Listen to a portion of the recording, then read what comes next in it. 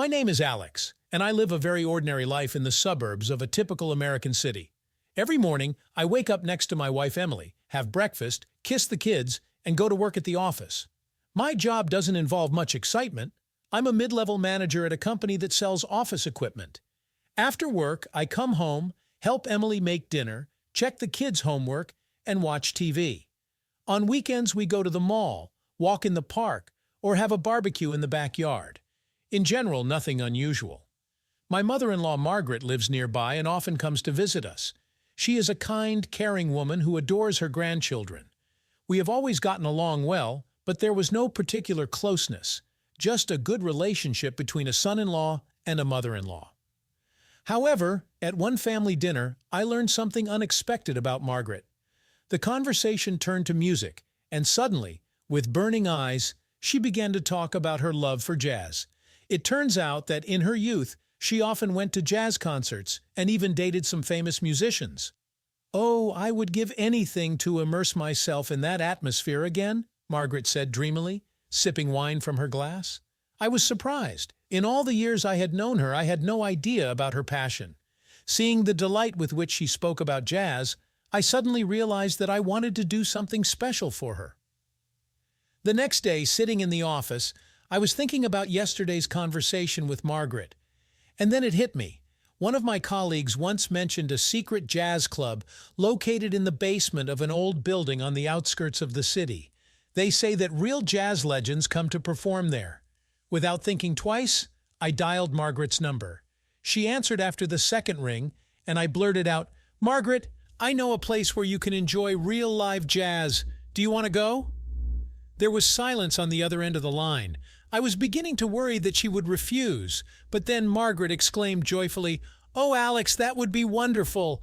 I haven't been to a live concert in ages. When do you want to go?" We agreed to meet on the nearest Friday evening. I promised to pick her up at 8, and then we would go to the club together. I spent the rest of the day in anticipation of our little adventure. All that remained was to figure out what to say to Emily. I couldn't just tell her, "Honey, I'm going on a date with your mom to a jazz club."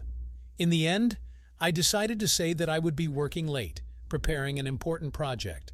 I felt a little ashamed to lie to my wife, but I convinced myself that I was doing it for a good cause. And so, the long-awaited Friday arrived.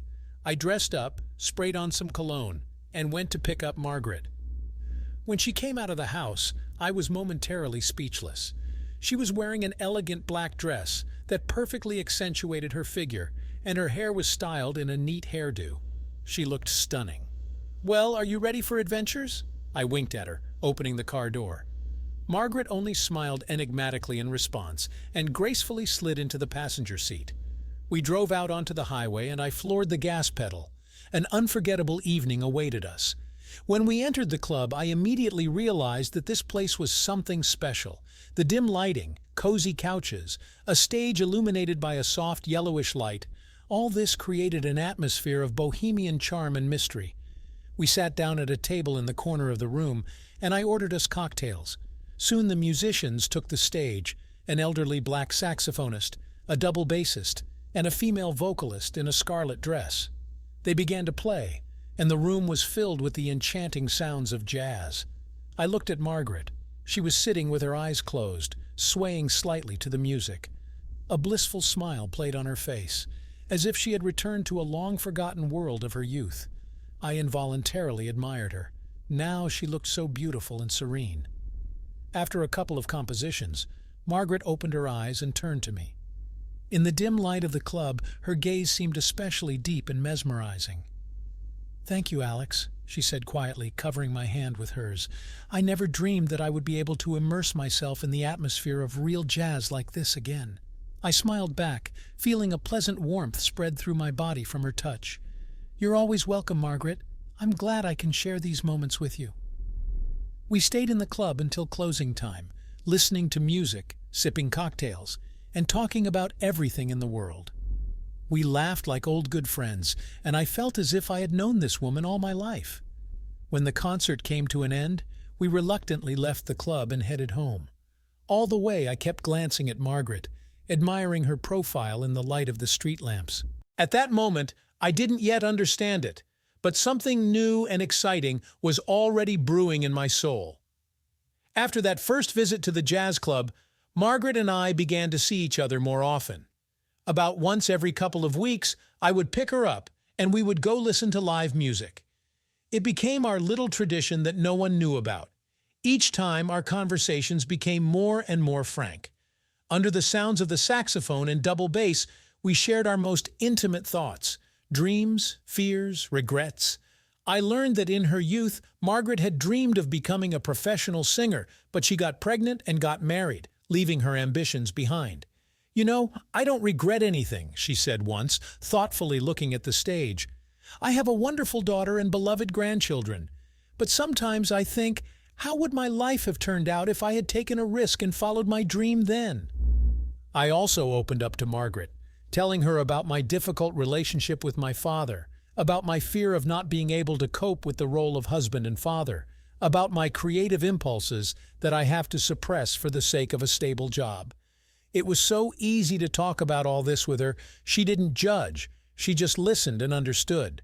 Gradually, I began to catch myself thinking that I was looking forward to our meetings with impatience. Every time I sat next to Margaret in the semi-darkness of the club, I felt an inexplicable attraction.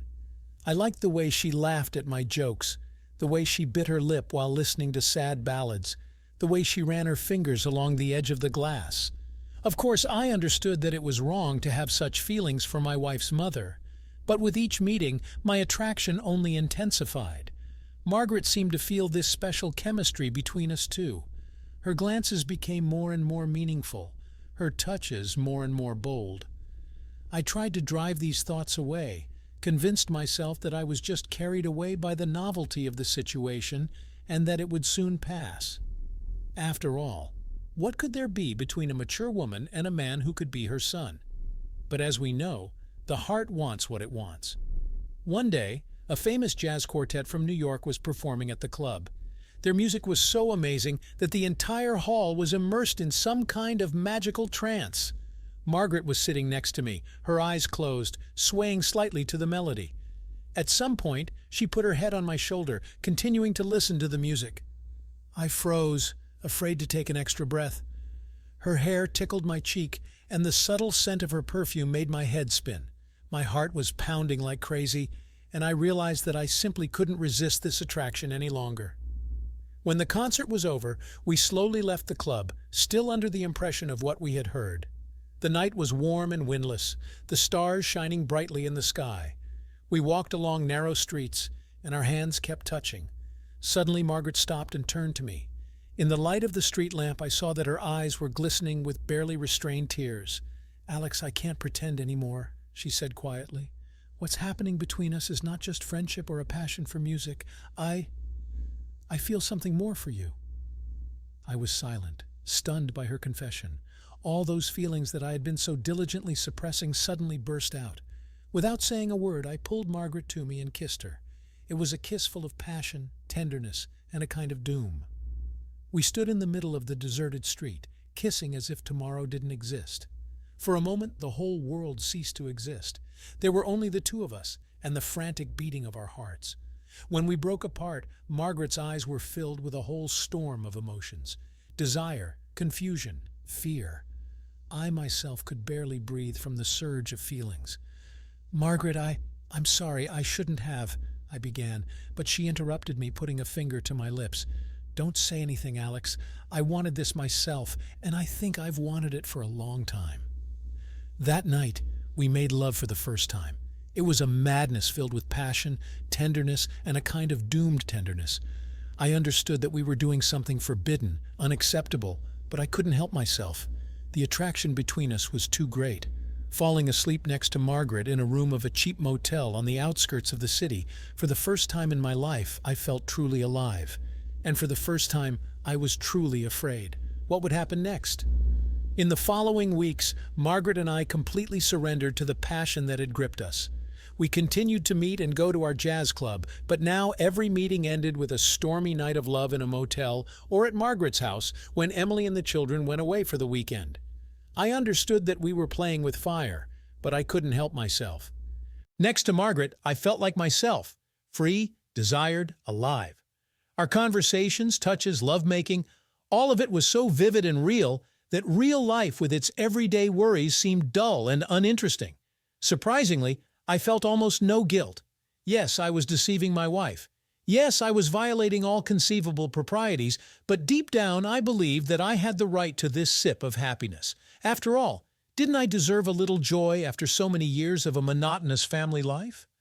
Margaret also seemed to have completely surrendered to our romance. She blossomed, grew younger, a special sparkle appeared in her eyes.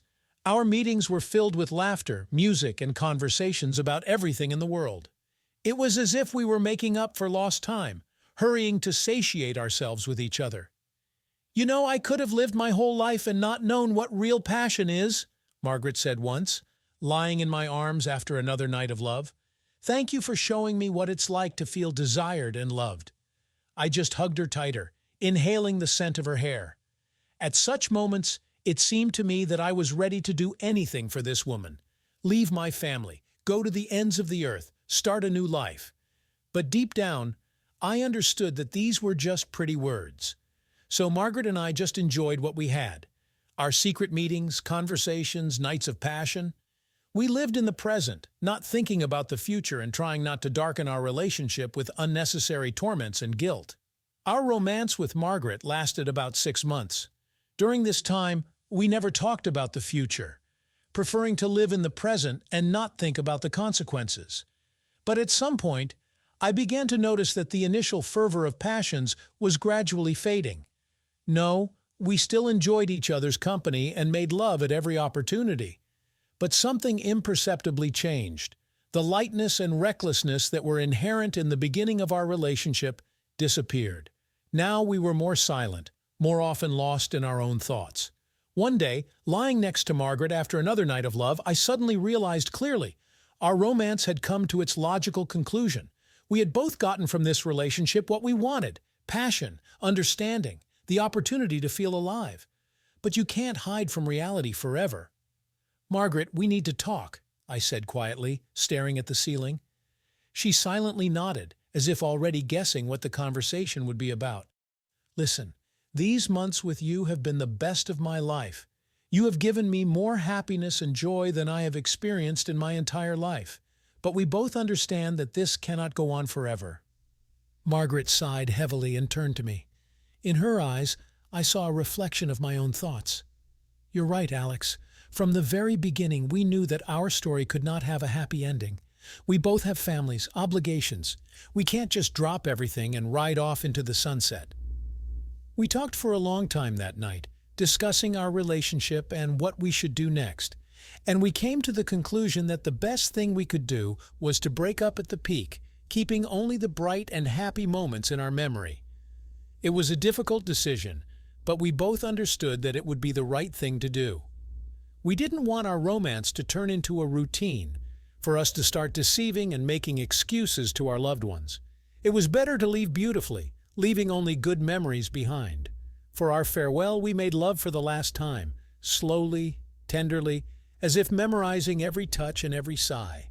And then we just lay in each other's arms for a long time, silently looking out the window at the dawn breaking. After our breakup, life returned to its usual course.